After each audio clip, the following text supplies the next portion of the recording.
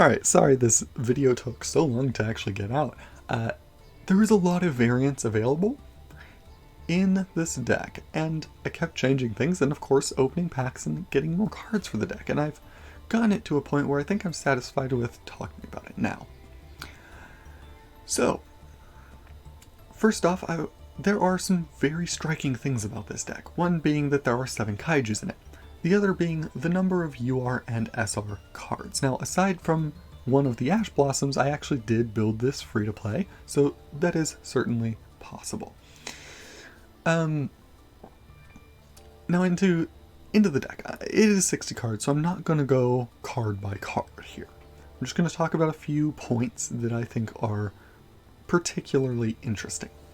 So first off, of course, the main combination that you want to be seeing is a combination of a scrap factory and scrap recycler in your hand.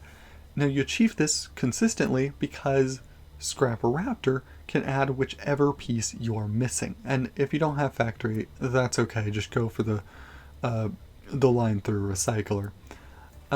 I don't have enough time in this video to actually go over combos, particularly in that they change fairly dramatically of what you're trying to remove from your opponent's field and what resources you have in hand to do so. Now, actually, Raptor can add, as I said, either piece of this combo that you don't have. So, getting into Raptor is also consistent because you have 3 Scrapyard and 3 of Fossil Dig. And these are essentially additional copies of Scrap Raptor. Now, with Fossil Dig, we can also add Miscellaneous Saurus, which, yes, there's not a target for in this deck, and I want to talk about why. So, a target for Miscellaneous Saurus doesn't actually give you as many benefits as you would think, and it's an additional monster on board. It's a level 1 tuner in Jurek Aolo, right? But Aolo doesn't do anything if you draw it. And this deck certainly does not need any more of that. It's already got 4 cards I don't want to draw, but Miscellaneous Saurus. It does much more than just protect Scrap Raptor. Because you can chain Miscellaneous Saurus to the interruption to your Scrap Raptor.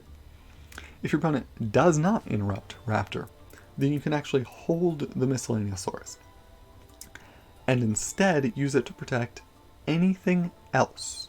Now, yes, Raptor is the only other dinosaur in the deck. However, Miscellaneous Saurus is a really crazy card that does not only protect dinosaurs.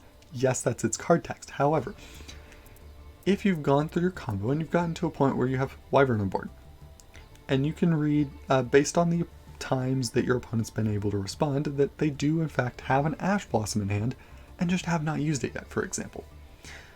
Then you can actually activate the Wyvern and activate Miscellaneous Saurus in chain to that, to chain block so that you cannot, so that your opponent cannot then negate your Scrap Wyvern, and from there you pretty much have free reign to just go off, if it is an Ash Blossom, which in this example it will be. So,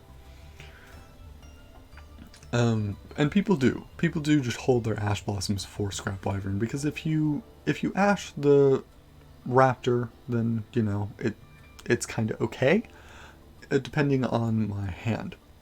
But if you Ash the Wyvern, things can just end. Like, that can just ruin me. So, again, depending on the hand, I can play through it. Sometimes by the time I've gone to Wyvern, I've already put, you know, a Harp into the graveyard. Or, you know, I've already got a World Wand engrave, and then I can get Harp engrave as well and go off from there. But, you know, I won't have access to the scrap line. And Miscellaneous Saurus in here actually does just protect the whole thing. So it is kind of a searchable, called by the grave sort of, if you can read what it is that your opponent is wanting to interrupt you with. But pretty much you'll be able to get into Appaloosa, at which point you've won the game. So any hand in which you can get to Factory, you can summon both of the Scrap Golems. Any game in which you summon both of the Golems, you pretty much win. I'm sorry if you can hear the wind outside, it is extremely loud. So then I want to talk about Psychic Wielder. This card is a level 3 that summons itself. Now, its difference from Arborea, aside from its different summoning condition, although it's a similar point in the combo, is that when it's used for a synchro summon, generally this combines with Scrap Golem to go into Boral Savage Dragon. You can destroy a monster on the field with less attack points than the synchro monster that was summoned. So, that's just an additional point of removal in addition to the many others that are in here. You've also got other points in here that are interesting, like Scrap Twin Dragon. So Twin Dragon is really good for getting rid of There Can Be Only One. As this card is a dragon, the only other dragon in the deck being Scrap Wyvern, which you can usually find an easy enough way to take off of the board.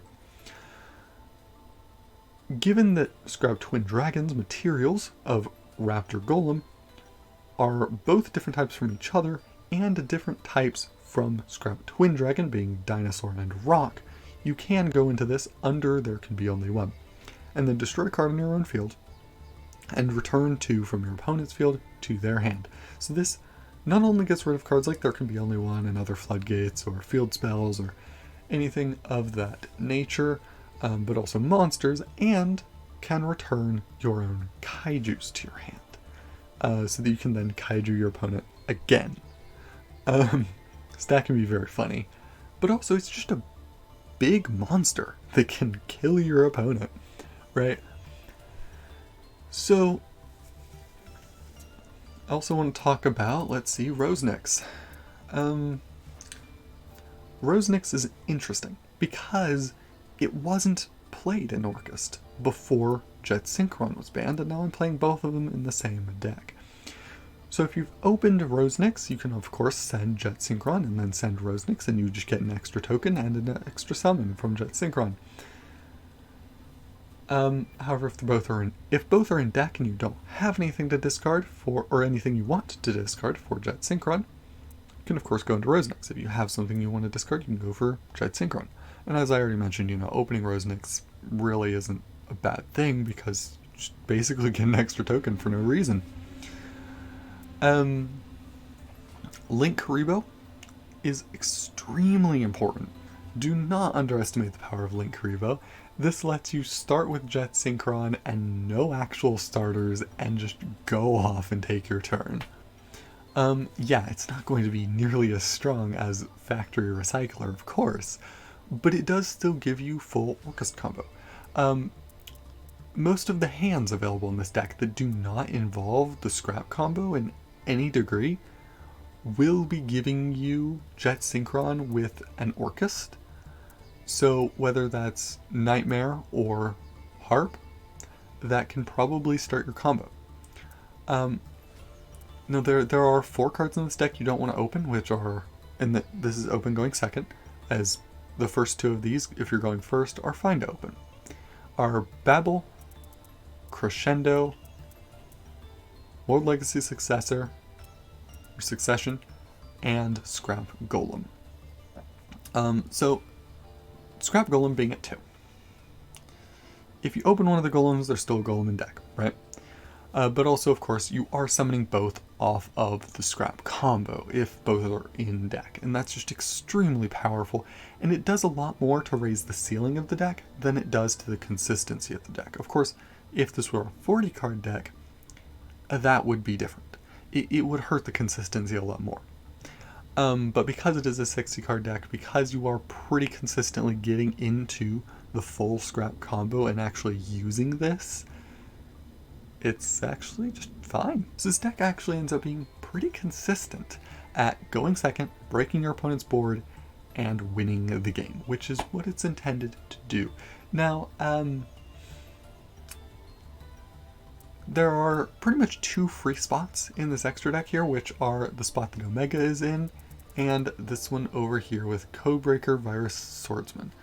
So Omega is pretty much because it's another level 8 that is also good in the Dogmatica matchup as a card that I can send off of Maximus or whatever else it is that's sending my guys to the graveyard and recur my other extra deck resources that I will need.